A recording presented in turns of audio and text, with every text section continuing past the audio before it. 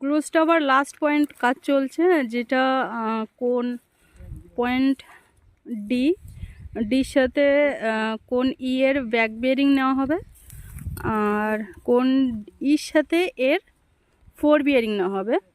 তোমরা দেখতে পাচ্ছ এখানে রেঞ্জিং রডগুলো দিয়ে পয়েন্টিং করা আছে।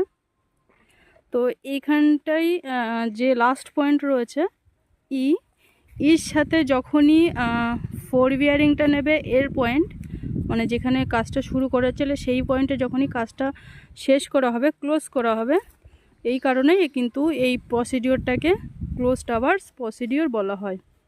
তো এখানে এরা 5টা পয়েন্ট নিয়ে ক্লোজ টাওয়ার্সটা করেছে। এখানে যেটা নিচ্ছে ইর সাথে ইর ব্যাক বিয়ারিং নিচ্ছে, আর যেটা নেবে ইর সাথে এর ফোর বিয়ারিংটা নিয়ে টাওয়ার্সটা ক্লোজ করবে।